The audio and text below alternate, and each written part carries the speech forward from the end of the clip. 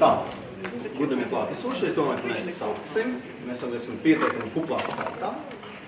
Attiecīgi, ja tāds nokveist, mēs viņus negaidīsim.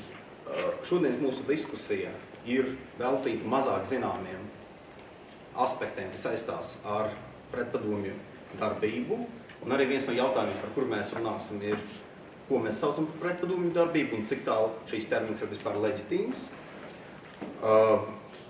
Šo diskusiju rīko Latvijas Universitātes Judeikas studiju centrs un Latvijas Universitātes Filozofijas un socioloģijas institūts, par ko es viņiem arī pasakāmies. Mūsu šodienas diskusijas dalībnieki ir savā ziņā iedalīti divās grupās. Tie ir aktīvisti un tie ir pētnieki. Kaut gan, protams, visas šīs kategorijas savā starpā ir saistītas. Pirmais cilvēks, kas lielā mērā kalpoja mums arī par iedvesmu šīs diskusijas rīkošanai, ir Rabīns Josefs Mendelejevičs, ebreju nacionālās kustības aktīvists Latvijā 1960. gados un viens no pazīstamās Leņņģerādas lidmašīnas lietas figurantiem un arī notiesātiem šīs prāvas laikā.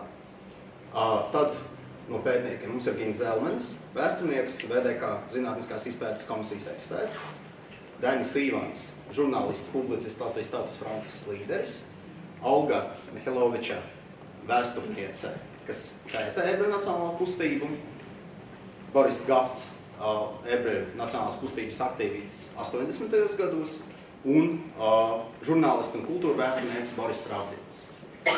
Mūsu diskusijas formāts būs tāds, ka mums ir sagatavoti 4 jautājumi. Redzēsim, cik tālu mēs varēsim par visiem šiem jautājumiem parunāt. Mūsu diskusija ieliks aptuveni līdz 6:00. Es katram no mūsu panelistiem došu iespēju izteikties, un mēs redzēsim, cik tālu izvērsīsies diskusija. Diskusijas formāts mums ir bilingvāls, respektīvi katrs izskatās tajā valodā, kurā ir ērtāk. Un tad ķersimies pie pirmā jautājuma.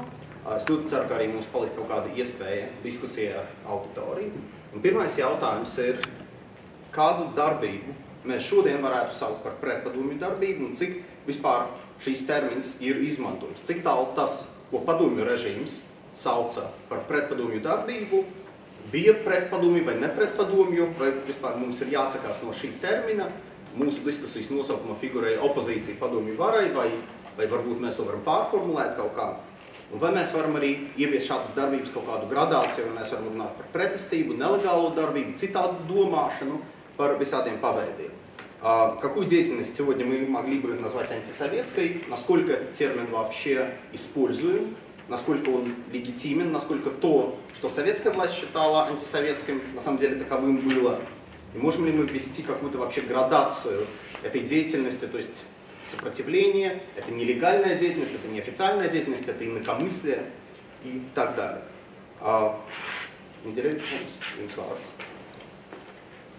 So, ladies and gentlemen, I'm sorry I don't remember anymore Latvian language, Latviešu valoda. I used to speak fluently, but some 45 years passed by. I can understand, but I cannot actively speak. So I suggest you, whatever you decide yourself, what you prefer to listen from my mouth in English or Russian language. It's your decision, whatever. Tā, kā auditorija būtu ērtāk? Latviski vai krieviski, angliski vai krieviski? Krieviski. Okay. Anyway, so you know, I am Israeli, and it used to be a British colony, so yes, English speaking. Но я буду говорить по-русски, как гражданин оккупированной России Латвии. Безусловно, когда меня судили, в 70-м году меня обвинили в одной из пунктов обвинения наряду с изменой Родины и попыткой овладения советским имуществом, то есть угоном самолета, и с антисоветскую деятельность. Конечно, она была антисоветской в том смысле, что она была не советской. Наша цель была национальная, возрождение еврейского народа, прежде всего в Израиле, И это противоречило интересам советской власти, поэтому это было антисоветское. Шире говоря, мы, конечно, мои товарищи, мы не принимали советскую систему, как ни гуманную, ни демократическую. И любое наше действие, безусловно, проводилось с пониманием этого, что мы не только боремся за свою национальную независимость и право, но мы боремся против советского засилья. Однако это не было нашей главной целью. И я вспоминаю дискуссию, которую потом мы вели уже с членами так называемых демократических движений в лагере. Многие из них евреи. Они говорили, зачем вы боретесь за свои узконациональные интересы? Давайте бороться за изменение существующего строя, и уже как результат этого вы получите все ваши национальные права. Мы сказали, ни в коем случае. Мы хотим бороться только за то, что нам важно и близко сердцу. И мы уверены, что, достигнув успеха в этой области, мы также нанесем и урон советской власти. И, безусловно, я уже говорил о том, что как житель оккупированной советской армией, Красной армии территории, я был антисоветчиком в том смысле, что я не принимал оккупации. И я надеялся, что наши действия, особенно в ходе этого демонстрационного захвата самолета, мы принесем свободу не только евреям, но и всем народам, оккупированным советской властью, и прежде всего тому народу, среди которого я жил, латышскому народу. Я рад, что в значительной степени это получилось. Благодарю вас. Nu, īstenībā, kas attiecās uz pretpadomu darbību, tad tur droši vien būtu jāskatās, teiksim, tā, ja no mūsdienu viedokļa skatītās, tad jāskatās juridiski, kas ir pretpadomu darbība. Teiksim, kas bija rakstīts par to padomu likumdošanā, LPSR krimināla kodeksā. Tāds termins LPSR krimināla kodeksā pretpadomu darbība vispār nebija. Līdz ar to, ja tā stingri skatās, tad no likuma viedokļa, respektīvi uzreiz jau ir redzams, ka tas bija nevis likumīgs kaut kāds termins, bet tas bija tīri ideoloģizēts termins. Un kā tīri ideoloģizēts termins, tas līdz ar to nozīmē, ka viņā principā propaganda vai pēc vajadzības varēja sabāzt iekšā, jebko, kas kurā brīdī partijas vadībai šķita aktuāli. Bet, kas attiecās, teiksim tā, ja mēs skatāmies tīri no likuma viedokļa, tad teiksim, krimināla kodeksā bija tādas lietas, kā, teiksim, pretpadomju aģitācija, tas bija LPSR krimināla kodeksa 65. pants, vai arī, teiksim, vēl bija tāds pants par pretpadomju organizatorisku darbību, kas veicina pretpadomju organizāciju rašanos, ko tāds diezgan sarežģīts tas termins bija.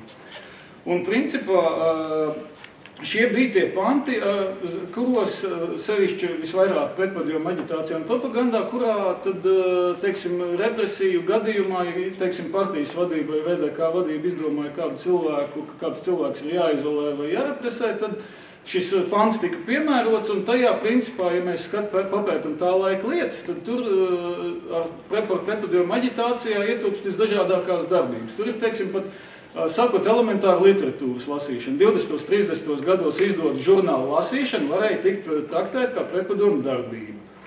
Pretpadomu darbība varēja būt arī, teiksim, ja kaut kāds cilvēks, divi cilvēki savā starpā sarunājās par kaut ko, teiksim, par to, cik labi bija dzīvot 20. 30. gados, par to, ka, teiksim, Kārlis Ulmans, piemēram, kādam šķit no viņiem labs, tad to jau arī varēja izmeklēšanu pēc tam traktēt kā pretpadomu darbību.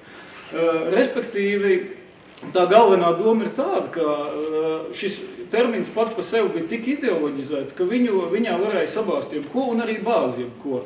Līdz ar to, no mūsdienu viedokļa uz to ir skatīties līdz ar to stipri problemātiski, tādēļ, ka mūsdienu likumdošanā juristi skatās no tā viedokļa, kas ir rakstīts likumā, un punkts. Ja likumā tā nav rakstīts, tad tādas darbības nav. Līdz ar to, ja mēs skatāmies tīri no šādu viedokļu, tad pretpadomu darbība kā tāda tajā laikā notikt nevarēja. Cita lieta, kā jau es teicu, tātad ideoloģiskie uzstādījumi, tie bija tie noteicošie, kuru dēļ kādam cilvēkam piemērot pretpadomu darbību. Un līdz ar to teiksim, ja runājam, kas bija pretpadomju domāšana vai pretpadomju kaut kāda rīkošanās, tad teiksim, tajā varēja ietilpt pat anekdots par Brežņevu, tā skaitā. Teiksim, ja mēs tā skatāmies, kas, teiksim, 70. 80. gados nestāstīja anekdots par Brežņevu, gandrīz visi stāstīja. Bet tai pašā laikā ne pilnīgi visus arestēja. Un līdz ar to šeit ir, acīm redzot, jārunā jau daudz dziļāk par, teiksim, to, ka 70. 80. gados represīvā politika bija tāda, ka nevis cilvēki par kaut kādiem izteikumiem uzreiz arestēja, bet pa priekšu nodarboties ar to, kas partijas žargonā tiks augsts par profilaksi. Respektīvi, kad cilvēki novēroja, tad viņš tur kaut ko pārāk daudz darbojās, tad viņi izsauca uz Valsts drošības komiteju, uz tā saucamām profilaktiskajām pārrunām, un tad, ja pēc tam viņš vēl darīja kaut ko tādu, kas partijas vai VDK vadībai nepatīk, tad jau pret viņu varēja ierosināt lietu, un tad tā arī bija tā pretpadomju darbība. One point. Согласно уголовному подрыв и ослабление. Thank you. Man vispirms gan jāsaka, ka es tā drusku neērti jūtos, jo mani ierendot pie tik cienījumiem cilvēkiem, kas 60. 70. gados ir cīnījušies pret padomju režīmu un sistēmu, nevarētu. Es esmu dzimis šajā tā saucamajā padomju laikā, kaut arī es domāju, ka varbūt šī termina padomju laiks lietošana ir aplama, par to jau nesen mums bija rakstīts raksts, ja, ka tas ir kā samazina šī režīma tās noziedzības nianses. Ja, mēs sakām padomju laiks, bet tā būtībā bija okupācija, tas bija totalitārais režīms. Un, protams, ka manas paudzes cilvēkiem, kur neko citu nebija redzējuši, kuriem nebija nekādas atmiņas par brīvo pasauli, man šķita vismaz manu draugu vidū, studentu vidū, kas tajā laikā bija, ka mums vairāk šis režīms bija vienaldzīgs kā vara. Mums īstenībā tas neinteresē. Es neesmu bijis ne uz vienām, ne Latvijas PSR, ne PSRS deputātu vēlēšanām. Viens no maniem tādiem paraugiem, tāds, nesaliekta cilvēki, varbūt kaut kas līdzīgs Antigonei, varoņiem bija Alfreds Stinkuls, kurš 84. gadā viņa fotogrāfija parādījās rietumu presē, jo viņš demonstratīvi uz savas mājas balkonu sadedzināja ielūgumu piedalīties PSRS deputātu vēlēšanās. Un vēlāk viņš arī izmuka uz Ameriku, tika projām. Tātad mūsu attieksme bija tāda. No otras puses, klausoties vienīgo, svaigo, varbūt tad svaigās idejas, kas nāca no Amerikas balss un brīvās Eiropas radiostacijām, mēs kaut ko dzirdējām arī par krievu disidentiem tajā laikā. Un tad mums likās tie dīvaini cilvēki. Bija krievu disidenti, kuri mēģināja piedalīties šajās padomju vēlēšanās. Viņus, protams, pie reģistrācijas tūlīt saņēma ciet vai ieslodzīja Trakonamā. Arī mūsu skolā, vēstures skolotājs, kad mēs jautājām, vai padomju vēlēšanas būtībā mums uzdevām provokatīvu jautājumu, ja tur tikai viens kandidāts ir. Un viņš atbildēja tā, ja jau kandidātu izvirza partija, tad cits kandidāts nevar būt, jo partija vienmēr komunistiskā partija vislabāko izvirzīs. Un te piepaši ir šie cilvēki, kuri mēģina kā alternatīvos kandidātus izvirzīt. Un es domāju, ka varbūt šajā ziņā manai paaudzei pretošanās režīmam bija kaut kādā veidā arī kolaborācija ar režīmu 80. gados, jo piepeši radās ideja, tautas frontēšanas tāda bija, ka mēs piedalīsimies šajās sev vienaldzīgā un naidīgā režīma vēlēšanās, lai šo režīmu laustu no iekšpuses. Un te varbūt zinām loma arī tajā ideoloģiskā noskaņā, es gribētu pieminēt tāda dramaturga Jāņa Jurkāna, nevis politiķa, bet dramaturga Luga Virtus. Tā bija padomju laikos aizliegta, sarakstīta 80. gados, latviešu valodā bija viņa, un tur bija attēlota pasaku valsts, kurā valda vietvaldes. Nežēlīgs, kurš ir kā režīma aizstāvis, varbūt tā kā Kadirovs Čečenijā, kurš apspiež savu vietējos iedzīvotājus un piepeši šajā valstiņā sākas revolūcija. Viņi gāž vietvaldi, viņi gāž arī šo režīmu, nodibina brīvu valsti, bet izrādās, ka vietvaldis kaut kuri bijis iekšā iefiltrējies un veicinājis šo revolūciju. Un mums radās tā naiva doma, varbūt stāties tajā kompartijā, varbūt mēģināt ielīst iekšā augstos amatos un tad iekšā sagraut šo sistēmu. Un būtībā 80. gadu beigu opozīcija, kas izveidojās, faktiski vadījās pēc šāda principa, bet var pateicoties tiem cilvēkiem ar stingro mugurkaulu, kuri mums bija tā kā leģendas, ka tomēr režīmam var pretoties arī viens cilvēks. Tā, Nu, jāsaka, es lielā mērā arī gribētu piekrist kolēģim, tad Gintam, kā vēsturniece, un, teiksim, lai neatkārtotos, arī gribētu uzsvert to, ka jāņem vērā šī, teiksim, pretpadomju darbība, tie visi nodarījumi, ja mēs tā varētu kvalificēt viņus un sarindot pēc, teiksim, padomju, teiksim, juridiskās terminoloģijas. Spektrs ir, protams, ļoti plašs, interpretējums arī ārkārtīgi plašs, un līdz ar to, teiksim, šīs aktivitātes varēja būt no līdz. Un, teiksim, ja mēs paskatāmies, piemēram, Pagrīdes prese, piemēram, izdotā Iton avīze, autori necentās, teiksim, šajos rakstos tādā atklātā formā vērsties pret valsti visos šajās publikācijās.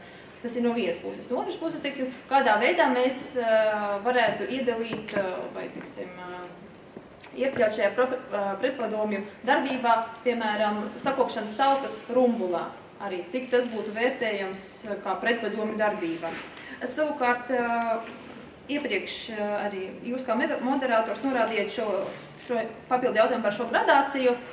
Es domāju, uz doto brīdi diezgan grūti būtu jau tagad tā strikti iedalīt, kas tad ir pretestība, kas tad ir, teiksim, tāda nelegāla darbība vai citādā domāšana, bet, ja mēs runājam par pretestību, tad šīs gradācijas, teiksim, līmenis, šis paredz tādu kardinālu darbību, savā ziņā arī tādu radikālu, un, teiksim, pēc savas pētnieciskās tādas jomas šajā iedaļā es varētu iedalīt, teiksim, šo lidmašīnas nolaupīšanas akciju.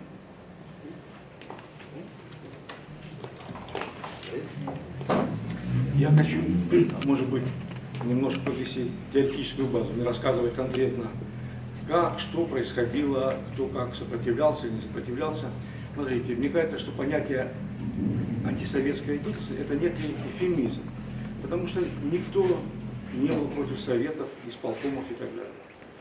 Если мы вспомним Советский Союз, то в Советском Союзе управление было очень интересно. Там были все ветви власти, а над этими ветвями власти была еще некая власть над властью, которая была закреплена Конституцией Советского Союза и сталинской, а потом и брежневской 1977 года. И эта сила называлась силой.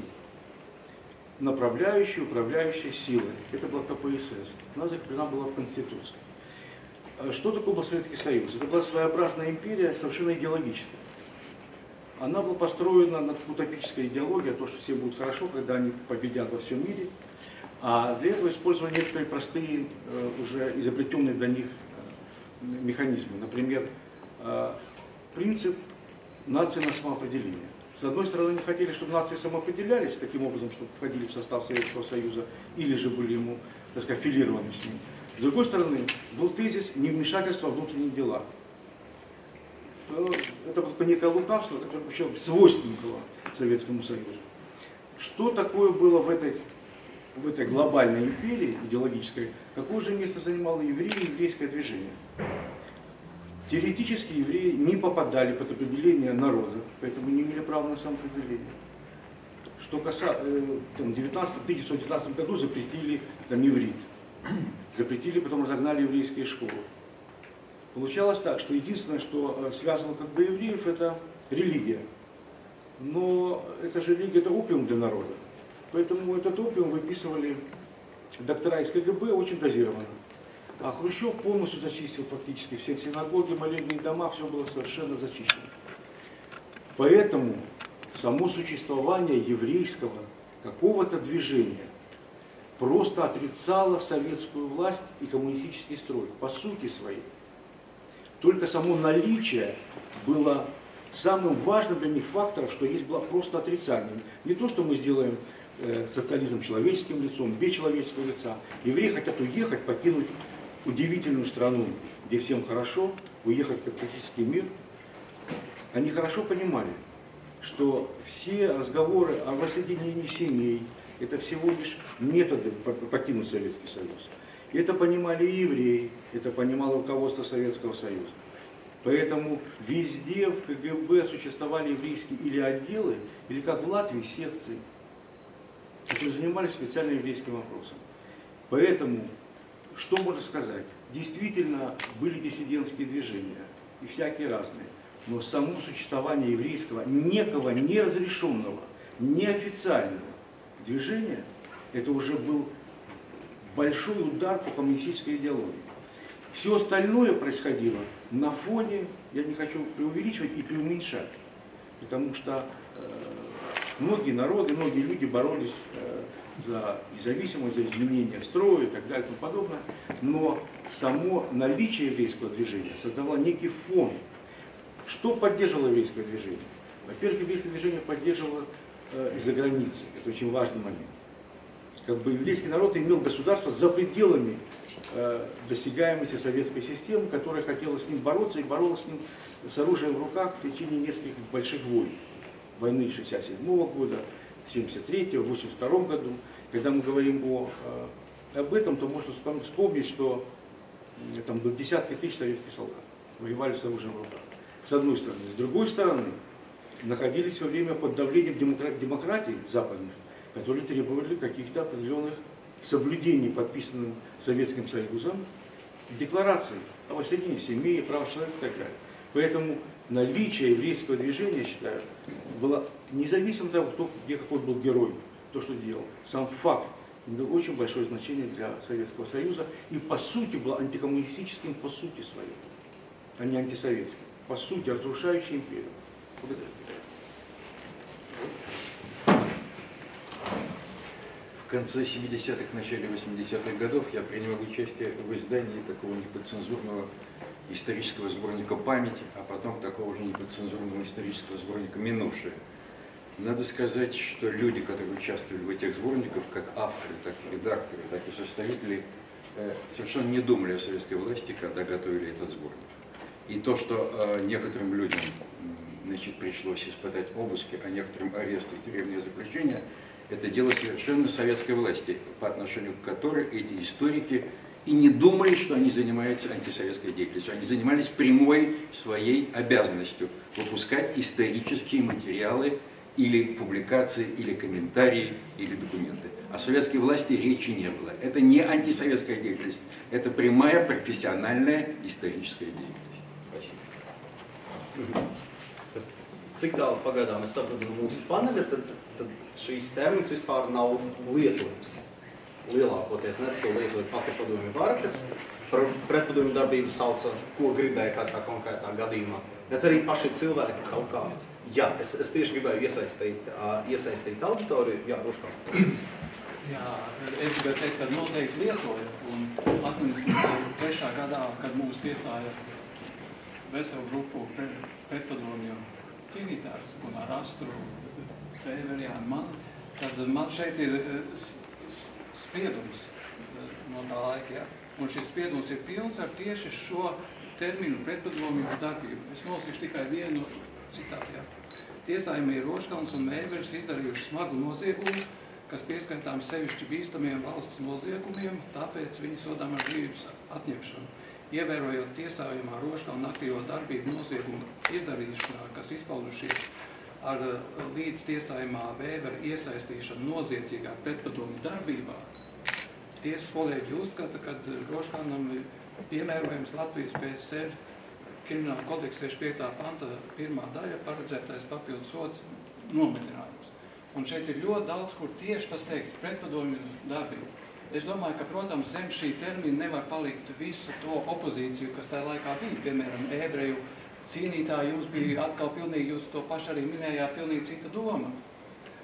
Bet pretpadomju kustība kā tāda noteikti bija, un mums kā latviešiem tā bija pretpadomju par brīvību. Bet es gribēju teikt, ka šodien žurnālisti ļoti grēko, saucot mūs par disidentiem. Mēs Latvijā, latviešu bijuši cīnītāji, nekādīgi nebijām citādi domājošie, kas ir tulkojums vārdam disidenti. Tas ir komiski kaut kur. Maskavā, teiksim, Krievijā, tie krievi, kas cīnījās pret padomju varu, viņi bija disidenti, jo viņu valsts nebija okupēta. Bet Latvija bija okupēta. Mēs cīnījāmies pret padomju varu, pret okupāciju. Un šim terminam pretpadomju darbību, manuprāt, ir noteikti jāpaliek, jo citādi visa tā cīņa, kur mēs piedalījāmies, pazaudēja savu nosaukumu. To var saukt, teiksim, par kustību par Latvijas neatkarību. Atkal ir... Jā, teiksim... Bet kas tur slikts ir šajā? Nē, es nesaku, ka tas ir tas tieši ir oficiāli lietots tajā laikā. Un tas viennozīmīgi visi saprot, ja ir runa par pētpadomu darbību, tad tā ir nevis cīņa par Latvijas brīvību kaut kā pirms padomu laika, bet tas ir tieši padomu laika cīņa pret šo okupāciju. Es gribētu mazliet pakomentēt Ruškalna kunga teikto no tā viedokļa, ka, teiksim, ja mēs pētām, skatāmies tā laika politiskās lietas, tās pašas, kuras bija ierosināts par pretpadomu aģitāciju, propagandu un tam līdzīgi, tad, teiksim, šajās lietās esošie dokumenti ir burtiski pārpludināti ar tam līdzīgiem ideoloģiskiem terminiem, tā, ka, teiksim, ja tos, lasa tos pašus spriedumus vai apsūdzības raksturu, brīžiem godās iespējas, ka tas ir nevis kaut kāds juridisks dokuments, bet ka tas ir kaut kāds partijas propaganda aparāta kārtējs sacerējums. Tas ir pirmkārt, līdz ar to, tās ideoloģiskās terminoloģijas pārpilnība šajos dokumentos jau pat par sevi, manuprāt, parāda to, ka tās prāvas bija tīri politiskās, ka tur nekas krimināls nebija. Lai gan pati padomju justīcija tajā laikā uzsvēra un arī komunistiskā propaganda, ka oficiāli mums nav nekādi politiskie, tie visi ir krimināli noziedznieki. Bet tas, ka šajos procesuālajos juridiskajos dokumentos bija pārpildīta, šie dokumenti bija pārpildīti ar ideoloģiskiem un propagandiskiem terminiem. Tas vien jau pats par sevi manā skatījumā parāda to, ka tomēr viņi patiesībā bija tīri tātad ideoloģizēti, ka tas bija politiskās prāvas. Un otrs, attiecībā, es gribētu mazliet pakomentēt Roškalna kunga teikto par disidentiem. Es pilnībā piekrītu viņa formulējumam, ka attiecībā uz latviešiem tas formulējums nav īsti adekvāts, tādēļ, ka okupētā valstī par saviem okupētā valstī īsti nevar runāt par disidentiem, respektīvi kā par cilvēkiem, kas domā citi. Nē, tā ir pretošanās. Bet tajā pašā laikā ir cilvēki, manā skatījumā, uz kuriem šis termins būtu adekvāts. Konkrēti par ko ir runa, piemēram, par Eduardu Berklavu. Mums ir jāatcerās, ka 40. gadā viņš bija īstenībā ticīgs komunists, un līdz ar to, principā, viņš okupācijas varai tobrīd bija savējais. Cita lieta, ka viņš laika gaitā, kļūdams jau augstākos amatos, saprata, ieraudzīja, kāda ir tā varas virtuve, saprata, ka tas ir kaut kas pilnīgi cits nekā tā komunistiskā utopija, ko viņš bija iedomājos lasot, teiksim, kaut kādu komunistiskās partijas manifestu. Un lūk, tad, kad viņš jau sāka darīt visu to, ko mēs tagad saucam par nacionālu komunismu, lūk, tad viņš tās sistēmas jau ietvaros kļuva par disidentu. Можно? Я хотел бы привести слова. Я взял с собой из личного архива, сделал копию протокола одного, чтобы понять, насколько вообще вот мой тезис о том, что еврейское движение готовило и деоккупацию, и что хотите. Вот Маврик Генрихович Вульсон такой был, который у нас тоже был на одном из заседаний, это прямая его речь. Надо же учитывать реальные процессы, происходящие в республике. Инстанции рассматривают нас как часть националистического движения, которое очень беспокоит ЦК и правоохранительные органы. Политическая ситуация в республике очень сложна. Тут может все повернуться и ту, или в другую сторону. Ну и так далее. Да? Значит, он говорит, что он не может сильно участвовать активно в еврейском движении, потому что он фигура одиозная и так далее. Но что здесь очень важно? Это было, знаете, какое время? Это уже сентябрь 1988 года, 1988 года, где всего лишь собравшиеся, так сказать, несколько сот, вообще было 758 спичный состав этих членов еврейской организации, и так сильно беспокоили и считала в ЦК и в КГБ, это инстанция КГБ, других не было. Если вы знаете, Забетас 45/47, там в одном здании находилась ЦК комсомола, горком партии и городской отдел КГБ. Все, вот сказать, в одном флаконе. Значит, это беспокоило.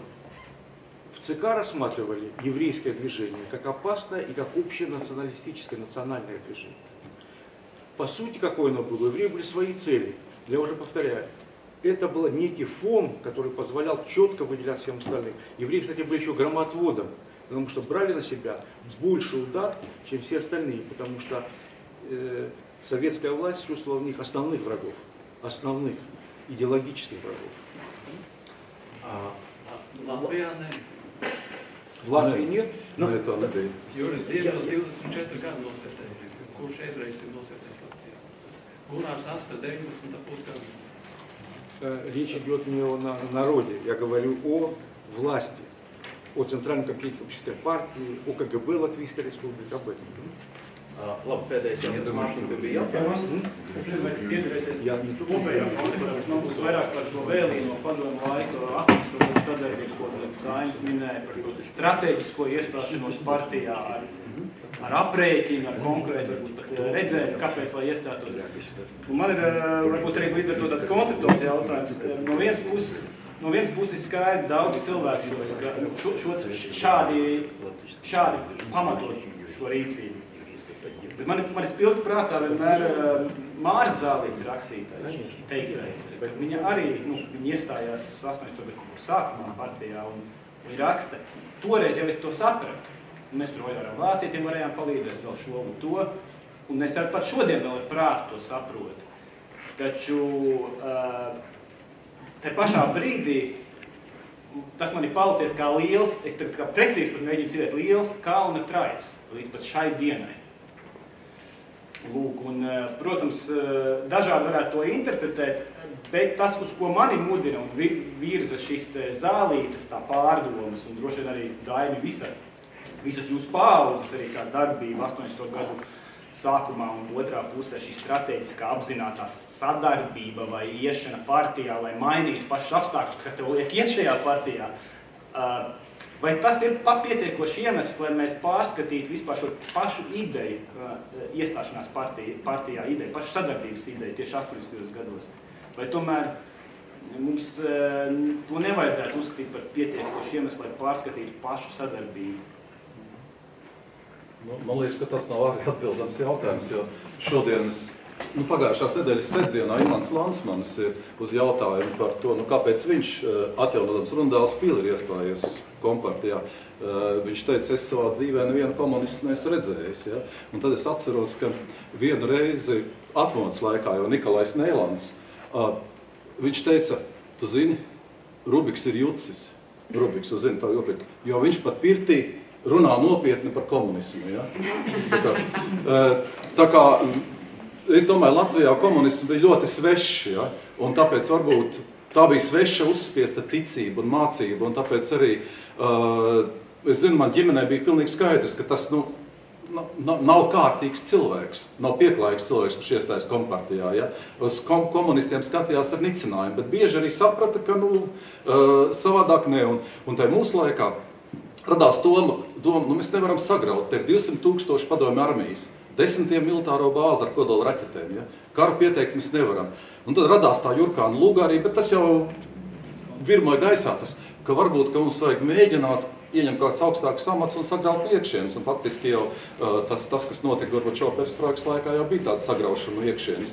Bet par padomju režīmu es taisni iedomājos, kas bija lielākie, varbūt tie noziegumi pret padomju varu un pret komunismu sistēmu. Bērnībā es tā emocionāli atceros, ka es lasīju vidusskolas laikā padomju avīzes. Tad bija divi vislielākie biedi padomju režīmu un komunistu režīmu, teiksim, ebreju cionisms, pilnas avīzes, ļaunie cionisti, Izraels valsts, ja, kur tika vislielākais ļaunums pasaulē, un otrs latviešu buržāsiskais nacionālisms. Un tāpēc es domāju, ka tas padomju režīmu jēdziens, viņš ir ļoti izplūdes, ja, viņi nevar tā formulēt. Un arī, man liekas, tie tiesātāji, kas jūs tiesāja, viņi jau paši neapzinājās. Ja jūs būtu, varbūt, kādam komunistam izbradājis puķa dobu, un viņš par to jums gribētu atriepties, tad viņš to arī, protams, jums inscenē tiesas procesu, ka jūs sveicāt pretpadomju darbības. Я хотел бы Дагниса дополнить, очень кратко, на самом деле, личными впечатлениями. Значит, я тоже знал Нейланда. Он, конечно, был человек левых взглядов, потому что других просто не было, но то, что он был реалист и понимал вообще ситуацию, как есть в Латвии, и вообще-то он был, конечно, латышский человек на самом деле. Это все понятно. И это была общая ситуация в Латвии, потому что она здесь Станислав корродировала. И хочу еще просто сказать очень важно, если бы в Латвии было особое, конечно, отношение, и все огромные империи было только два места, откуда выпускали евреев за границу. Это Латвия и Литва. если бы, конечно, и в Латвии была самая в этом отношении благоприятная. И если мы посмотрим, в 90-м году здесь было 28 тысяч евреев, то в течение 89-90 года, кстати, с моей помощью тоже, уехали тысячи людей. Да? То есть, на самом деле, тех, кто приезжали в Латвию, они не рассматривали это как место, где будут жить они постоянно, как транзит. Но чувствовали себя в Lātvijā гораздо лучше, чем в тех местах, где они родились, выросли, где работали. Да, это Украина. Man īsts jautājums gribēja kolēģi paturpināt, Mārtiņ, un tad, man liekas, primāri morāliski ir jānosaka, neatkarīgi no kādiem iemesliem, bet atrašanās partijā bija ļaunums vai nē, jo tas ietekmē tālāk jautājumu par to, kas ir pretestība vai nav. Vai mēs nonākam pie tā perspektīvā, par ko runāja atkal kolēģis, ka varbūt centrāla komitejas locekļiem drīz vajadzēs izdalīt pretestības kustības dalībnieku apliecības. Labi, īsim pie otra jautājuma, kas arī jau tika ieskicēts. Jautājums par to, cik tālu šīs pretestības grupas, ja opozicionārās grupas vismaz, zināja vienu par otru, un cik lielā mērā jūs, jautājums šajā gadījumā aktīvistiem vai viņi jautājums pētniekiem, uzskatīja, teiksim, ebreju nacionālo kustību, latviešu neatkarības kustību par viena procesa sastāvdaļām, vai tomēr tika uzskatīts, ka tas ir kaut kur, kā Ivan kungs teica, kaut kur rādio kaut ko stāsta. Cik tā mēs varam runāt par to, ka šīs bija lietas, kas notika nevis vienkārši vienā laikā un vienā vietā, kas bija tomēr sastāvdaļa no procesa, kam bija priekšstats par to, ka cilvēki nedarbojas vieni, ka tomēr ir kaut kas vēl, kas varētu viņiem līdzēt. Первая сионистская организация в Риге появилась примерно, то, что известно, в 1956 году под руководством Бориса Словина, который работал слесарем на железнодорожной станции. И я думаю, это очень показательный пример, в котором я уже рассказывал о сотрудничестве между латышами и евреями. Это то, что в начале 60-х годов здесь в Риге был представитель израильского посольства. И поскольку они опасались вступать в непосредственный контакт с местными жителями, они забывали, в кавычках, литературу национального характера, в надежде, что кто-то найдет это. Я думаю, что когда они это делали в советских городах, то вся эта литература сразу попадала в милицию или в КГБ. И вот рассказывают, что один обходчик, латыш, проверяя вагоны, нашел такую книгу.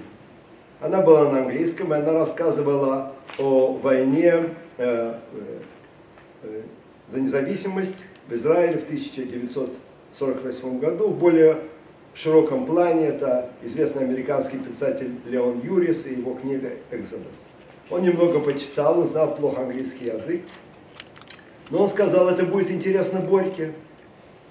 И он принес эту книгу действительно руководителю этого еврейской подпольной группы Борису Словину, который сразу же передал своей жене перевести с английского. Она была специалистом в английском языке, они перевели это на русский язык.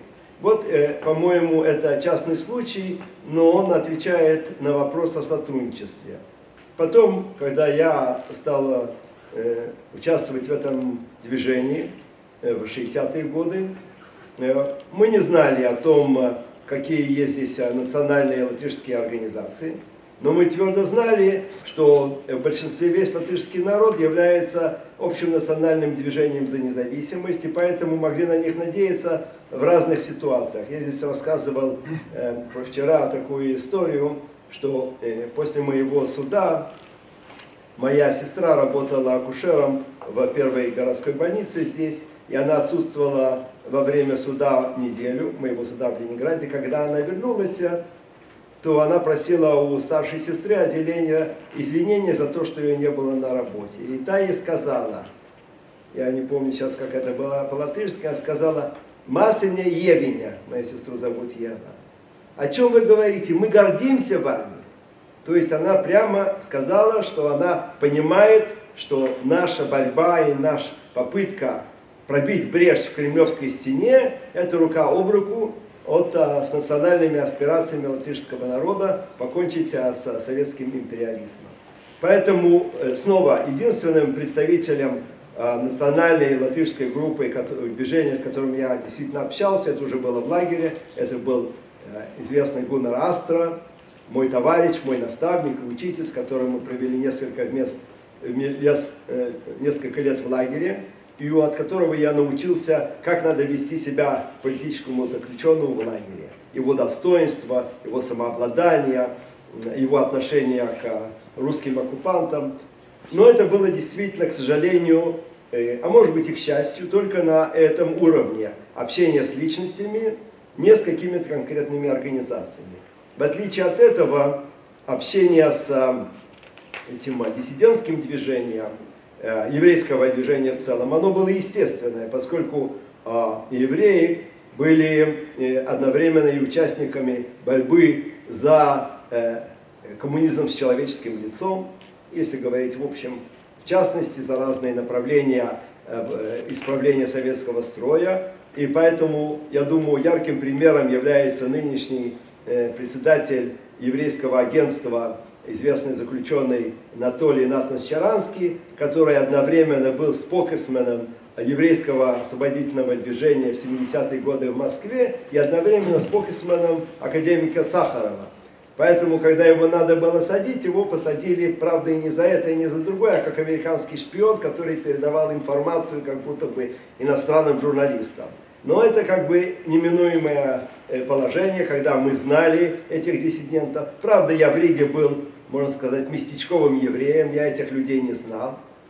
В Риге не было таких русских и еврейских групп по демократизации. Но мы знали, что это ближайшие наши соратники, хотя мы расходились и идеологически в целях, совершенно с ними не соглашались и не собирались менять и советский строй, но мы знали, что мы можем рассчитывать на их помощь и прежде всего в передаче информации, потому что если одной из форм деятельности это была публикация открытых писем на Запад в конце 60-х годов с обращением к человечеству, к Организации Объединенных Наций, к президенту Соединенных Штатов Америки, начать борьбу за свободу выезда из Советского Союза. И поскольку таких каналов было очень мало, главным каналом это было действительно вот диссиденты, как вы знаете, освободили, Хрущев освободил и вернул из ссылки детей репрессированных советских деятелей, которых сам он их убил, но потом сыновья поселились в Москве, и они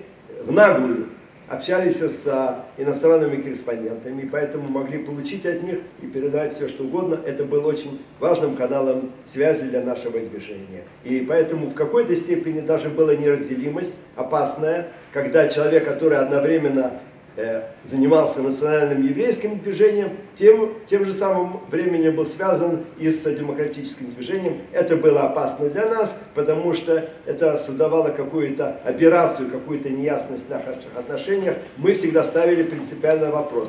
Или ты с нами, или ты к нам не имеешь отношения. Не важно, что ты еврей и что ты борешься за демократизм, нам ты не имеешь отношения, понимая, что нас будут бить и за то, и за это. Мы хотели, чтобы нас били только за то, что мы евреи, хотим жить своей национальной родиной. Спасибо. Iván Kungs. Man ir grūti runāt arī par kādām grupām, jo es pat nezināju, nepazinu tādas latviešu pretestības grupas, kas bija Latvijā. Es zinu tikai to, ka tas bija tāds plašs draugu loks. Ļoti daudz no šiem draugiem, kas bija vecāki, protams, un varēja kaut ko pamācīt, nāca no tā saucamās hipiju paaudzes, kas tepat bija Rīgas centru, un kas klausījās ne to mūziku atļauju Padomju Savienībā, lasīja ne to literatūru. Un es zinu tikai to, ka literatūra, kas bieži pagrīdes aizliegtā manās rokās nonāca krievu valodā, tā nāca kaut kādā veidā sadabūta ar ebreju organizācijas starpniecību.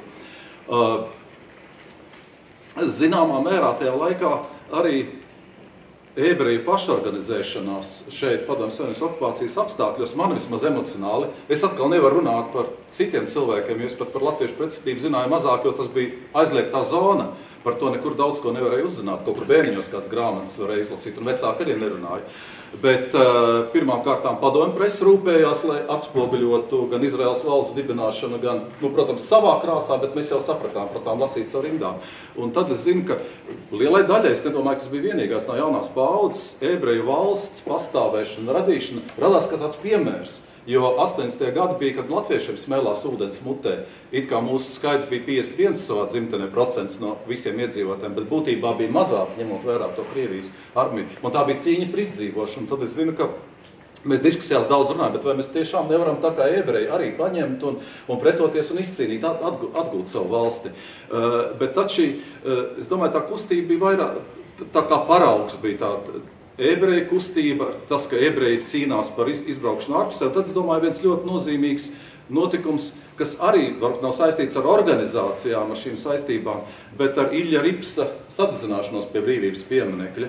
Jo tad, kad mēs atkal ar svešajām balsīm uzzinājām, ka padomju okupanti ir iebraukuši Čehijā, un čehu jaunieši ir sadedzinājušies, Jans Palaks sadedzinājies Prāgā, tad protams, nevienam otram neviļies iešāvas domā, bet pie mums, es toreiz biju vēl pārāk jauns vidusskolnieks, lai par to domātu. Un tad pēkšņi atkal ar šīm 6 balsīm mēs uzzinām, ka viens cilvēks ir, un es to sākumu nesapratu. Man likās, ka tas ir latvietis, kurš sadzinājās pie brīvības pieminekļa, jo būtībā tas ir Latvijas valsts simbols. Tas bija milzīgs atkal tāds stimuls, ka tomēr šī pretošanās režīmam ir iespējama.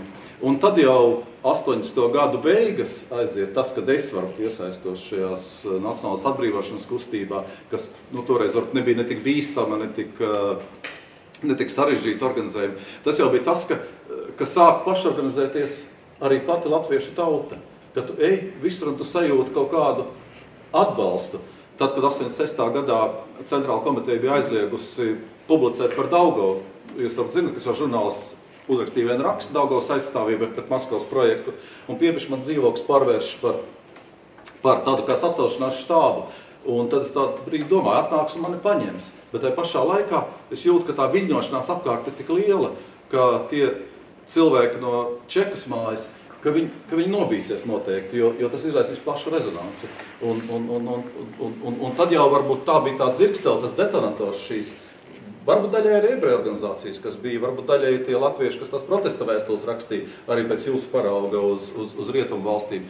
Bet tad jau šis detonators iedarbināja tik lielus spēkus, ka tā vara vairs nebija spējīga pretoties. Я расскажу только об одном. Безусловно, были личные общения, личные контакты. Надо просто понять, что не было представительских органов, которые там встречались, начали такой встречи. Все это было на личном уровне. Но когда уже во время Атмады, мы действительно друг другу оказывали поддержку. Я просто один эпизод расскажу. Пришли товарищи, они на Народном фронте, или он формировался на Народном фронте, да, не случай знает, хотели провести некую акцию возле ЦК. Мы юридически подсказали, как можно это сделать. И мало того, я и еще один товарищ пришли, посмотрели, как они акцию проводят. Встречались потом с Репши. Репши очень был настроен, он сказал, националист. И он считал, что еврейское движение очень националистическое, но что-то будет подсказывать. То есть на самом деле были контакты, но уже на таком уже уровне, когда сформировались некие формальные организации. Но так быстро двигалась ситуация во время Атмады, с такой скоростью происходили изменения, что вскоре латышскому именно движению не понадобились никакие попутчики. Если у нас еще приветствовали на каком-то нашем съезде, приходила латышская интеллигенция, то уже буквально через несколько месяцев латышское национальное движение во всех этом многообразии, оно уже фактически стало доминирующим в Латвии. Это был 89 год, в 89 году оно было доминирующим. В то время как еврейское спало, и фактически, можно сказать, что после круглого стола в мае 1989 года практически перестало существовать, все переместилось в Москву, то латышское движение превратилось в доминирующую силу в Латвии. Ну вот контакты, конечно, были. Человеческие, конечно, тоже помогали, это правда. Борис, ваш вопрос? Меня интересует эта история, скорее, с точки зрения источниковедения. И тут какая-то печальная, по-моему, картина складывается на фоне массового национального движения. Одни поддерживают еврейское национальное движение, другие латышское национальное движение. Вот есть такая исследователь Гордеева из Москвы. Она занимается историей пацифизма. И она пришла в наш музей оккупации к Тайге Хукневич, замечательная девушка. И выясняется, что музей оккупации собирает материалы только по истории национального латышского движения. И материалов другого характера этот музей не собирает. Это на самом деле позор. Когда мы берем историю Латвийского университета, то мы видим, что здесь учитывается только история с Рипсом, которого хотели присвоить, между прочим, судя по демонстрации 79 года в Израиле, как деятеля национального еврейского движения, в то время как он был представителем, очевидно, демократического движения. И в университетских учебниках речи только о Рипсе, и нет речи, если не ошибаюсь, о Ладыжинском, дело которого заняло приблизительно 50 человек прошло по этому делу. Дело, значит, Ладыжинского и дело Коровина. Нет, нам не нужны, значит, движения общедемократические. Когда мы говорим о Крупникове, который отказался надеть кипу, когда мы говорим об Эйдусе, который был социал-демократом, эти люди тоже висят в воздухе, непонятно кто они.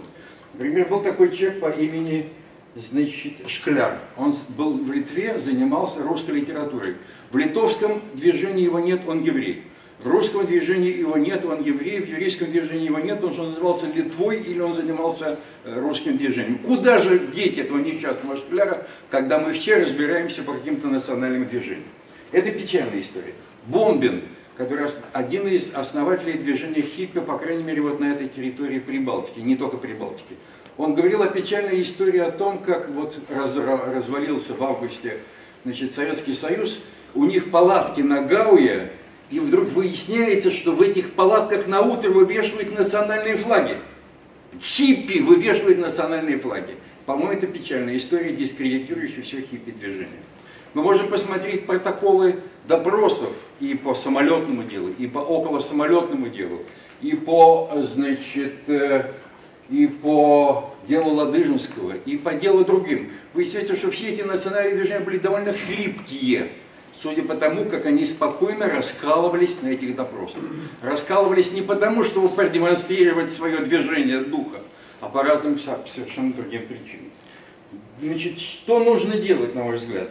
Нужно сделать сборник по типу Алексеевского «История инакомыслия в России», в Советском Союзе. Может быть, там будет называться как-то иначе, но где представить все движения, существующие на этой территории, а не только национальные, не только религиозные, не только, значит, демократические. Нужен общий, сводный источник. Вот, например, значит, вот Московский мемориал занимается тем, что комментирует хронику текущих событий.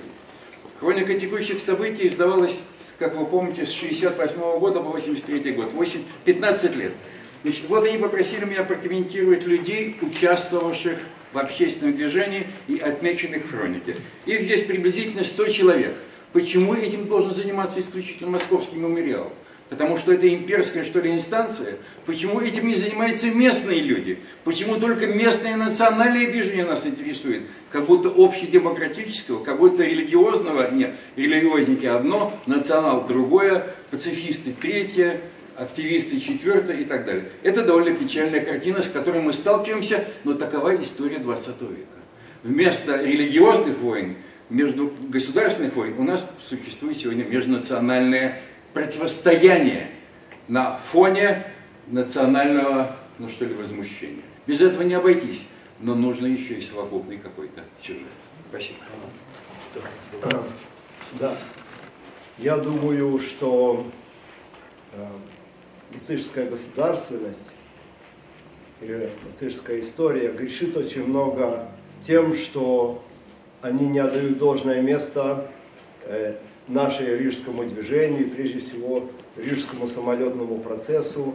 Безусловно, наша рижская группа, которая встала с оружием в руках против советской власти, я лично вижу как продолжение деятельности Межебрами, потому что это были те же самые национальные аспирации и борьба против советского засилия.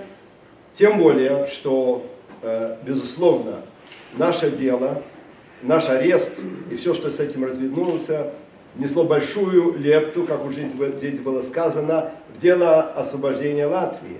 Поэтому выкидывать нас вообще, как будто мы были какая-то маргинальная национальная группа, я думаю, это антиисторичный подход. Я вам говорил о своих настроениях, о своих связях с латышами, хотя бы и на личном уровне. С четким пониманием я говорю, что мое мировоззрение складывалось на 3 главных факторах. Первое – это, безусловно, стремление к национальной независимости, жизни у себя на национальной родине. Второе – это неприятие советской оккупации. И третье – неприятие советской власти как власти антигуманной. Я бы хотел еще отметить в вопросе сотрудничества между группами. Было такое сотрудничество в лагере. То есть у нас было принято представители национальных движений, то есть сионисты, литовские националисты, украинские националисты. Если был Гуннар Астра, пока он был тоже, это был своего рода парламент, когда мы принимали решения о важных лагерных моментах и действовали совместно, как, например, у нас было по случаю избиения одного украинского поэта, мы приняли решение на этом совете провести всеобщую лагерную забастовку. И я думаю, что мы этим самым, это было в 70-х годах, в какой-то степени дали толчок продолжению этого взаимодействия на более высоком уровне, потому что понятно, что эти люди, когда они освобождались, они несли эту идею того, что мы составляем одно целое, и мы боремся ради одной и той же цели, хотя у каждого частная своя задача. И, безусловно, роль Израиля в победе над советским оружием, как здесь было сказано, сыграл очень важный фактор в либерализации и освобождении всех национальных движений, когда было понято, что можно победить Советский Союз. Это было такое важное сообщение, такая важная идея. Я помню, когда я работал в Ладгипропроме здесь, в 1967 году я пришел на работу, и сразу ко мне пришли мои друзья, латышские инженеры, взволнованные, потому что они слышали по радио о том, что как будто бы египтяне побеждают, и они хотели у меня услышать, что на самом деле происходит, когда я им рассказал, что египетская авиация была разбомблена в первый час, и было захвачено господство в воздухе. Это была такая радость, это было такое счастье. Мы были едины в этой отношении, безусловно, например, Чехословакии, когда все чехословацкая весна в значительной степени строилась на том понимании, что советская власть начинает рушиться и начинает отступать, сейчас пришло время давить. И та же самое понимали и КГБ. Они понимали, что все эти, с другой стороны, что мы радуемся чешской весне. И когда чешская весна была подавлена, я помню, у меня это вызвало такую озлобленность, я почувствовал такую солидарность, что когда у меня стала возможность встать в оружие, я почувствовал, что сейчас мы им ответим за подавленную Чехословакию. Насколько это было действительно единое ощущение всех сил. Pirms mums būs jautājumi, es gribētu iesaistīt arī mūsu vēsturniekus. Un, lai jūs teiksim, kā tas izskatās no dokumenti, vai bija sadarbība, vai padomju vara uztvēra, ka visas šīs grupas kā kaut kādu vienotu kustību, vai tas bija tikai retorikas līmenī, vai patiešām bija tāda reakcija. Un otrs jautājums, kas jau mazliet ieskanējās. Kur mēs ierindojam tad tās kustības, arī par ko Boris runāja, kas necīnījās tieši par Latvijas neatkarību, bet kas pastāvēja tā Latvijā, kur šīs grupas ir ierindojamas Latvijas vēstures kopējā narratīvā. Ginta, droši vien jūs pirmais. Attiecībā mazliet papolemizējot jau ar iepriekš teikto, es tā līdz galam negribētu nodalīt, ka pēta tur tikai vienas nacionālās, otras nacionālās vai vēl kaut kādas grupas. Lieta tāda, ka nevienmēr kaut kādu grupu darbību ir iespējams pat pilnībā pozicionēt kaut kādas vienas nācijas vai kaut kā cita ietvaros. Piemēram, Latvijā bija no 60. gadiem līdz pat 80. gadiem darbojās tāda gaismas akcija. Respektīvi, rietumos tā bija izveidota organizācija, kas, cik tas bija vispār tajos apstākļos iespējams, centās kaut kādā veidā palīdzēt. Principā tā bija uz reliģiju balstīta organizācija, bet, cik nu bija tas iespējams, atbalstīja arī Latvijas Nacionālo pretestības kustību. Šai organizācijai, principā, manā skatījumā nav iespējams nodalīt, kur beidzās viņas reliģiskā kaut kāda daļa un kur sākās nacionālā daļa. Tas bija kopā, kā vienots veselums. Vai vēl labāks piemērs manā skatījumā ir, teiksim, Lietuva, kur katoļu baznīca no pretestības kustības vispār nav iespējams nodalīt. Tās bija savstarpēji saistītas lietas. Tā kā, tas būtu jautājumā par to, teiksim, kā tiek vai netiek nodalīta pētniecība un cik dažādas grupas bija nodalītas. Par viņu sadarbībām, te jau pārējie kolēģi teica un stāstīja, kā ir sadarbojušies. Protams, bija cilvēki kaut kādi, tā teikt, vientuļi, kuram nebija kaut kāda sakara ar citiem, vai kas pēc rakstura bija noslēgti, bet kas centās kaut ko darīt. Un tad, teiksim, viens uzrakstīja kaut kādas lapiņas uzsaukums un izlika pilsētā, cits karodziņus kaut kur izkrinēja un tam līdzīgi. Bet es gribētu pateikt vienu lietu, savā ziņā paradoxālu, ka represijas, lai cik tas dīvaini neizklausītos, kaut kādā mērā veicināja sadarbību. Ko es ar to domāju, ko es ar to gribu pateikt? Respektīvi, Valsts drošības komiteja, piemēram, atrod kādu cilvēku, kurš izlīmē lapiņus vai nodarbojas ar to, sauksim to pašu par pretpadomju darbību, viņu notiesā, ieliek tā saucamajā labošanas darba nometnē, un kas tur notiek? Tur notiek tas, par ko stāstīja Mendeļeviča kungs. Viņš sapazīstās ar citiem cilvēkiem, gan saviem tautiešiem, gan arī cilvēkiem no citām republikām, citu nāciju pārstāvjiem, un pēc kaut kādiem x gadiem, ja viņš iznāk dzīvs no tās nometnes, viņš jau brīvībā satiek savus bijušos ieslodzījuma biedrus, viņam nevajag veidot nekādu organizāciju. Viņš jau pazīst cilvēkus, ar kuriem kopā viņš ir sēdējis, un bez jebkādas organizācijas viņi satiekās, un viņi jau viens otru saprot un var kaut ko rīkoties. Līdz ar to sanāca tas, kādēļ es to visu stāstīju, ka principā represijas šādā veidā netieši varēja ietekmēt kaut kādu sadarbību starp dažādiem cilvēkiem un dažādām grupām. Jau daudz tika minēts par šo sadarbību. Teiksim, ja mēs skatāmies no avotu pētniecības, tad viens ir šīs VDK lietas, ka tur parādās, teiksim, nopratināšanas dokumentu daļā, bet nevienu citu tādu oficiālu dokumentu, kurā parādītos šī sadarbība, protams, nav. Viens ir, teiksim, viens kā avots ir arī šīs intervijas ar šiem aktīvistiem, kurās tad atklājas šī sadarbība. Un vēl par šo, teiksim, ja mēs runājam par, ņemot vērā, ka es pētu ebreju nacionālo kustību, par šīs tēmas vietu tādā kopīgā Latvijas vēstures naratīvā, tad, paskatoties varbūt tā plašāk, un ņemot vērā, ka es strādāju muzeja, Latvijas Nacionālā muzeja nodaļā, tad, un ja mēs skatāmies, teiksim, Nacionālo muzeju kā tādu vietu, kas reprezentē savā ziņā arī šo Latvijas vēstures šo naratīvu, ja tā varētu nodēvēt, tad jau šajā, teiksim, pamatekspozīcijā nav vietas ebreju tēmai. Ir, teiksim, mūsu gadījumā, tas ir, teiksim, vienā ekspozīcijā norādīts holokaustā bojāgājušo, teiksim, skaits. Ja mēs paskatāmies pie kolēģiem, teiksim, Lietuvas Nacionālajā muzejā, tur ir arī īsa atsauce teiksim, uz šo pirmskara periodu, arī, teiksim, saistīta galvenokārt ar šo reliģisko jautājumu.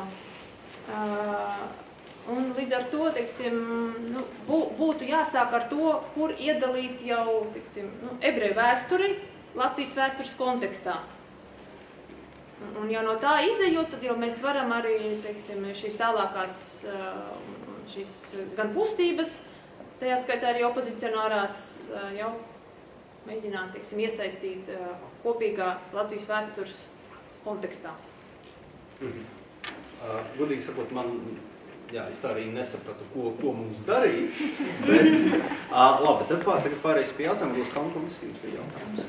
Vispār sadarbību dažādu pretestības grupu 70-80 gados varētu nolasīt kādu 2 stundu lekcijā.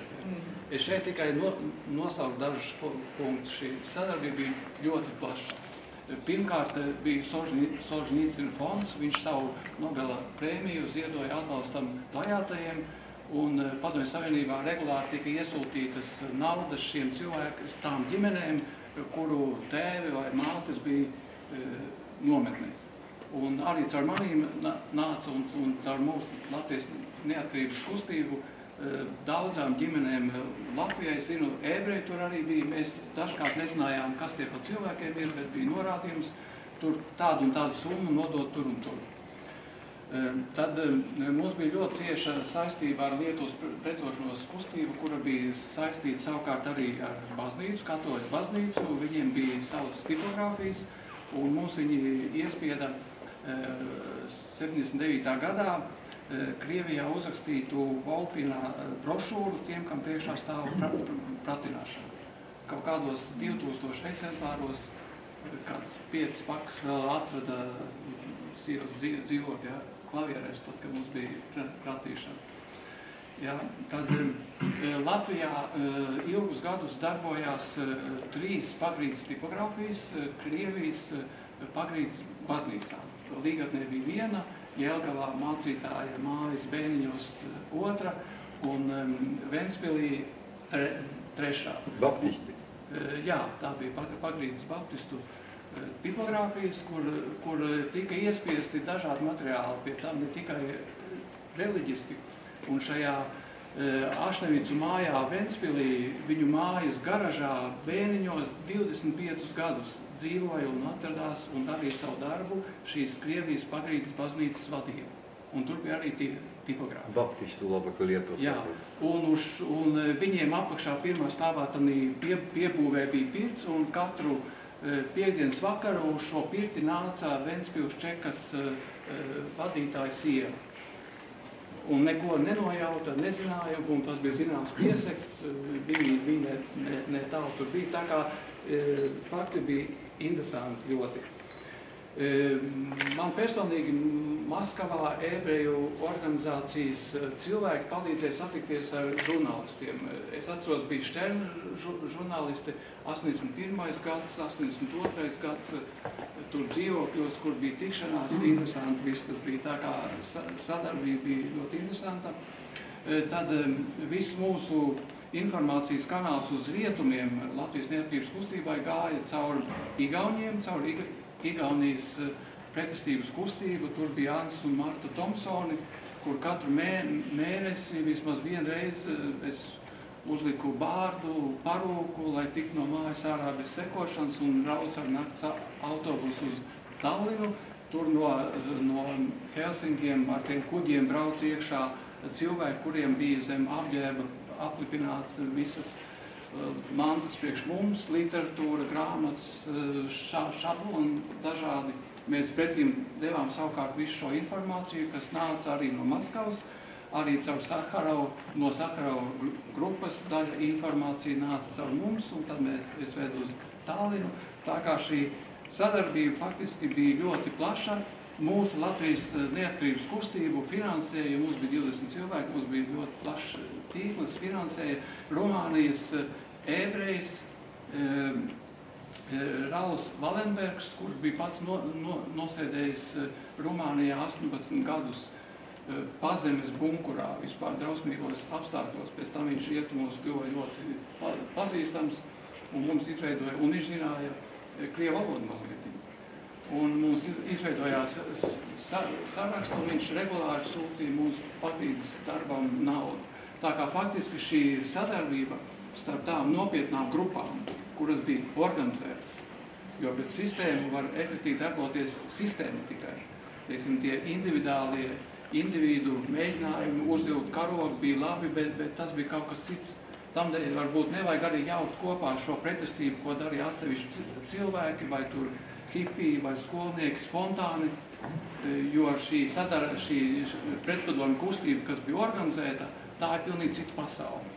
Par to varbūt daudz, kas ir jau rakstīts, bet tā sadarbība bija ļoti plaša un cieša. Tā, vai būtu vēl jautājumi? Droši variet uzdot. Man tikai jautājums, vai vēsturē mūsu vēsturnieku pēta šo pretošanos, Nu, cik tālu ir iespējams pēt? Cik tālu iespējams avotos? Nē, redziet, lieta jau ir tāda, ka, teiksim, par daudzām no tām lietām, tā skaitā par tām, kurām tikko Roškalna kungs stāstīja, dokumentos, teiksim, krimināla lietās jau daudz ko no tā atrast nav iespējams, teiksim, ko ir kāds no attiecīgās kustības dalībniekiem memoāros uzrakstījis, to vēsturnieki arī zina, nu vai arī tiekoties izstāstījis. Jo krimināla lietās tur var atrast to, kas ir teikts pratināšanā. Bet tur vēl ir, teiksim, es gribētu pieminēt tādu niansi, ka bija gadījumi, kad Valsts drošības komiteja pārcentās ar organizāciju meklēšanu vietās, kur viņi nebija. Nu, teiksim, gadījums ir dzīvs, piemēram, 1963. gada 5. decembris Rīgas radiotornī naktī uzkāpa Bruno Javojšs, noņēma nostelpēs ar karogu un uzvilka sarkano karogu. Lejā nokāpjot, viņu, protams, uzreiz arestēja. Un pēc tam pratināšanās Valsts drošības komitejas izmeklētāji ilgi un dikti mēģināja no viņa izvilkt ārā viņa līdzzinātājs, kas tev ir uztrenējis, kas tev ir apmācījis, kas tev ir izstāstījis, kurš krūmos sēdēja un to visu skatījās un tā tālāk. Un viņi nevarēja saprast, ka to varēja izdarīt viens cilvēks. Viņi bija pārliecināti, ka tur ir jābūt organizācijai. Jā, patiesībā mans jautājums bija tas, vai bez Džekas dokumentiem ir vēl tādi avoti, no kuriem var šo tēmu pētīt? Ir ne tikai, redziet, ir lieta tāda arī, teiksim, ja runājam par dokumentiem, tad Valsts drošības komitejas dokumenti, starp citu, nebūtu nav vienīgie, un, nu, vēl ir arī partijas dokumenti, kuros arī ir iespējams jau kaut ko no savādāk viedokļa apskatīties, bet vēl ir mums jāņem vērā, ka, teiksim, Valsts drošības komiteja tajā laikā nebija vienīgā represīvā institūcija. Bija virkni ar tīri politiskiem, principā sauksim to tā politiskiem noziegumiem, kuru saskaņā ar tā laika kriminālu procesu normām bija nevis Valsts drošības komitejas, bet prokuratūras vai iekšlietu ministrijas kompetencija. Un līdz ar to, un cik man zināms, piemēram, tās, kas bija prokuratūras izmeklēšanā saskaņā ar kriminālu procesu kodeksu, tās šobrīd, cik man zināms, ir ļoti maz papētīts. Tur ir vesels dokumentu klāsts, kas vēl tik būtu jāpēt. Varbūt es varētu arī papildināt, runāt par šīm VDK lietām. Tur arī, teiksim, manā gadījumā ir tāda tā kā sadaļa, tāda atsevišķa pat avotu grupu, kuru es arī izdalu un ar kuru es strādāju, ir šie tā dēvētie lietiskie pierādījumi. Tie var būt gan dažādas personīgas vēstules, teiksim, šo arestēto ebreju, gan dažādas piezīmes, dažādi arī šie pagrīdes izdevumi. Tad tā ir arī grupa, teiksim, ar ko var strādāt. Es te vēsturniekiem gribētu tādu ideju teikt, ka faktiski tāds izpētes darbs par to informāciju, ko mēs zinām, kas mēs bijām tieši līdzdalībnieki, nenotiek. Viens neliels solis tika spērts no okupācijas muzeja puses, kad, piemēram, manu liecību nofilmēja kādās, 8 stundas ir cik, bet bez jautājumiem. Vienkārši es rādīju materiālus, pastāstīju, bet, teiksim, tādu izpēti, kad vēsturnieks uzaicina un tad jautā tev, izpēta to gadījumu, viņš mēģina ar jautājumiem arī precizēt, cik tas objektīvi, vai ir pierādījumi, vai ir liecinieki, tad aiziet pie tiem lieciniekiem, noskaidro, sagatavo materiālu. Es neesmu dzirdējis neko, piemēram, Pauls Pļaviņš jau ir mūžībā.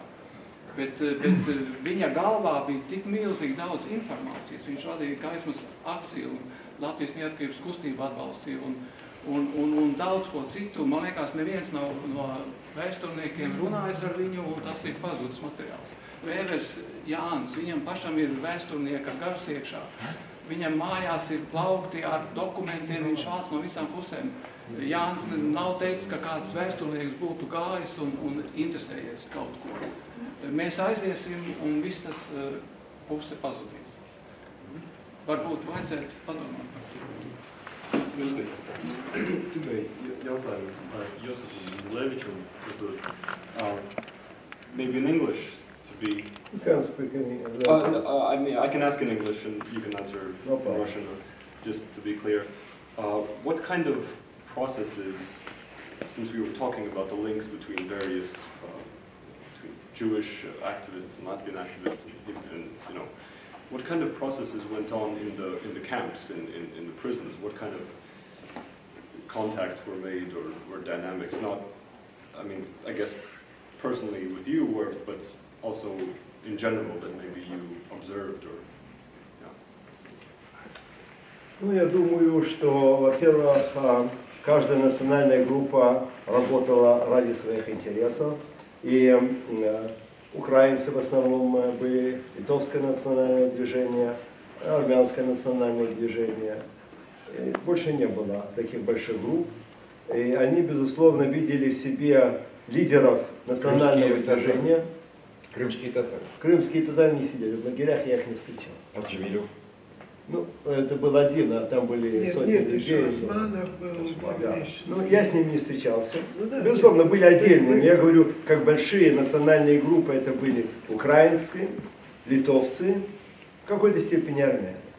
И понятно, что они рассматривали себя как лидеры своих национальных движений, и они всегда стремились задать тон. И главная задача была быть примером для тех товарищей, которые остались там, давать им, возможно, даже какие-то инструкции, указания, как надо действовать. Поэтому взаимоотношения между отдельными группами было для них вторично.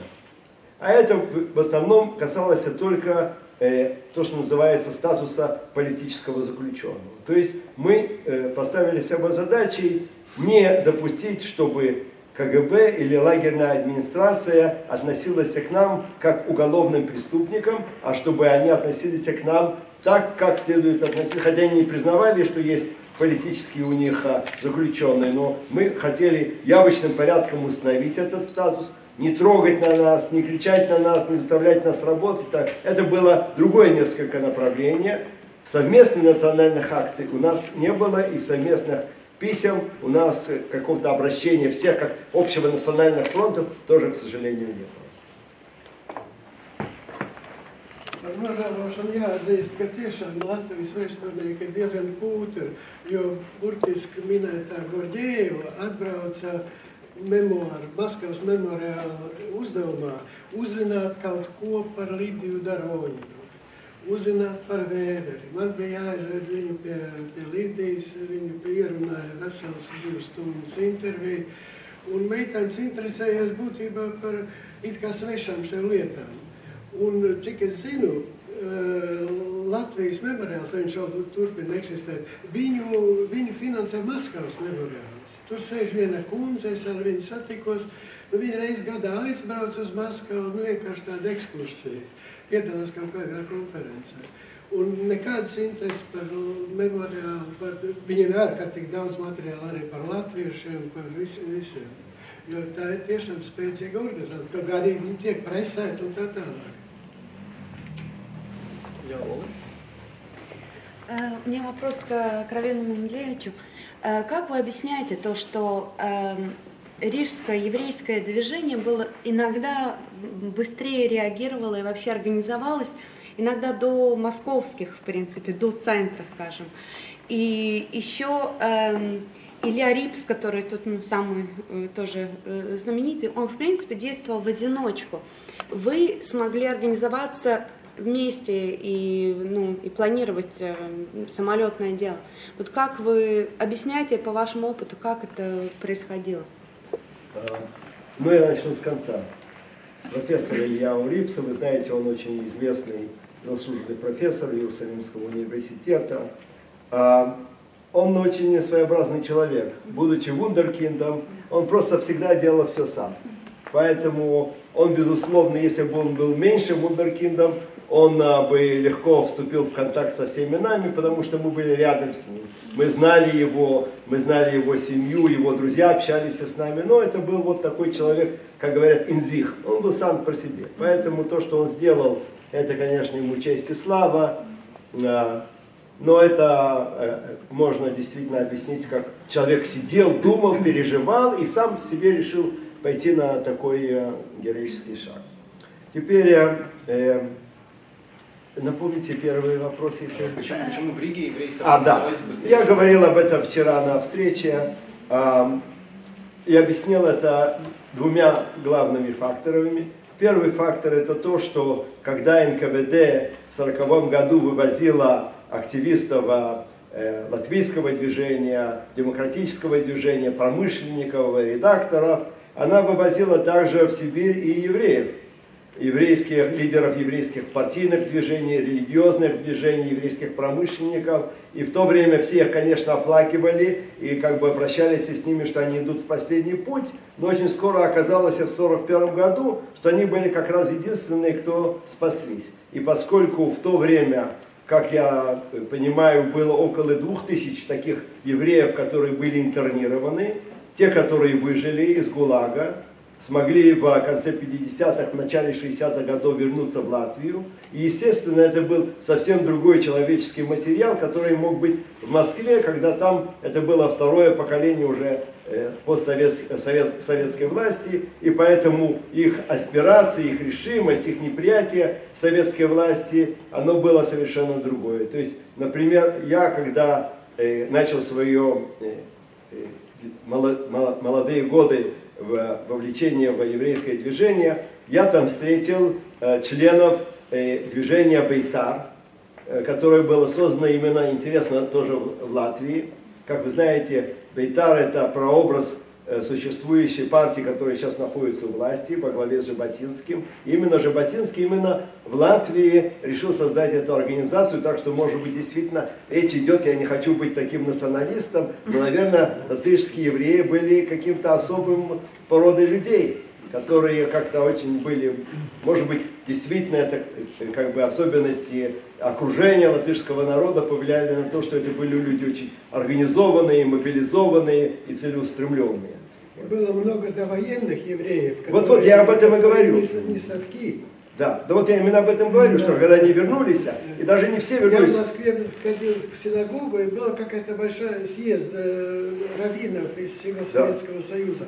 И когда он объявил латвийскую синагогу, там бурные аплодисменты. Чувствовалось, что и в Москве уважают очень рижских евреев. То есть, безусловно, одна из причин это то, что советские евреи, те люди, которые пришли в зрелый возраст в 60-е годы, это люди, которые получили демократическое, либеральное воспитание и совсем не были восприимчивы к советской идеологии. Они должны были вырываться из советской идеологии, они просто ее не принимали изначально. И второй момент, это, безусловно, то, что вот эта атмосфера, которая существовала в Латвии, общее неприятие советской оккупации, как ни странно, она была и аналогичная и для евреев. Евреи, которые жили, скажем, мой дедушка, мой прадедушка, все были из Латвии, поэтому для меня оккупация Советского Союза была тоже как вызов моему достоинству, и поэтому были более озлоблены, можно сказать, более мобилизованы. Для нас не было вопроса, быть или не быть, на чьей мы стороне, это все было однозначно.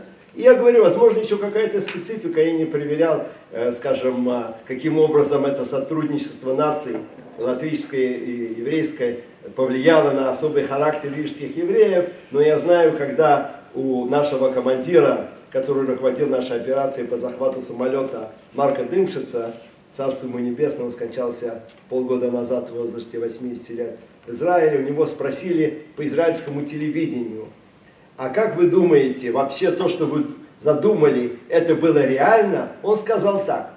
Вначале это была ленинградская группа, которая планировала угон самолета Ту-104, и это не получилось. Он говорит, если бы я не связался с этими сионистами в Ленинграде, а сразу же пошел к рижанам, это бы точно получилось. Потому что как только я им предложил это, они сразу организовались и сразу пошли на дело. Вот это как бы здесь три элемента. Может быть, есть еще. Спасибо. Но это пропаганда терроризма. Это пропаганда борьбы за национальную независимость. Когда ты борешься за национальную независимость, надо брать оружие в руки. Недостаточно только пропаганды для того, чтобы дать the last push.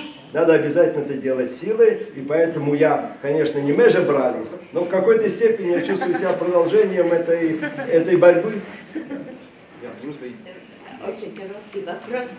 Как вы выбрали это время, когда началась эта акция? Немножко. А как это получилось? Да. Это было совершенно случайно. Но получилось очень не случайно. Это заняло определенное время, пока Дымшиц нашел людей. Дымшиц искал еврейские организации. И он случайно встретился в библиотеке в Ленинграде. Была такая большая библиотека, есть Салтыкова-Щедрина. И он нашел там какую-то книгу, которая была издана в России в 1913 году о евреях. И он стал изучать эту книгу, и кто-то, кто сидел с ним рядом, был одним из активистов еврейского нелегального движения. Так они встретились. И только вот в силу этой случайности эта идея об угоне самолета появилась и в этот момент. Могло быть и раньше. Но что важно, я хотел бы здесь подчеркнуть, это то, что, как потом мы поняли, есть об этом обширная литература американских еврейских активистов, они ждали что-то подобное. Были уже созданы root organizations for Soviet Jewry в 1965-1966 году, но они не знали, о чем им, за что им бороться. Говорили, нету мацы, возможно, нету синагог, но это не кейс. И вот они говорят, что когда они услышали, что на аэродроме задержали 10 еврейских активистов, которые были готовы умереть за свободу, они сказали, это то, что мы ждали. И сразу в один момент, уже будучи готовыми, то есть наше действие не застало врасплох американских активистов, они только этого ждали. Вот это действительно, можно сказать, божественное провидение, что эти две вещи встретились, и сразу, как говорится, загорелось пламя. Спасибо. Можно вопрос? Ну да, совсем коротко, потому что Раву Менделеевичу надо убегать. Убегать. Я хотел спросить вас, если, значит, ваше движение было под колпаком постоянным КГБ, если бы вы знали об этом, вы все равно бы предприняли эту акцию? Вы знаете, если бы мы знали об этом определенно, возможно, нет. Но здесь очень важный момент. Я рассказывал об этом много раз, когда мы уже сидели в лесу у аэродрома и вели распределение ролей, кто должен как себя вести во время захвата. Подъехали две машины «Волги» черные с номерами 000. Это было ясно, что это было КГБ. Они нас, правда, не арестовали, но как будто бы пытались нас попугать. И вот мы обсуждали этот вопрос. А что, если действительно за нами следят? И с точки зрения логики, безусловно, надо было сразу разойтись. Вот тут важный момент. Мы хотели это сделать, и нам логика малой роли играла. Потому что любовь и преданность важнее, чем логика. И как видно, это победило в конечном счете, потому что мы попали в капкан КГБ, мы оказались действительно неудачниками, но дело было сделано. Lielais visiem paldies par diskusiju. Всем спасибо большое за дискуссию.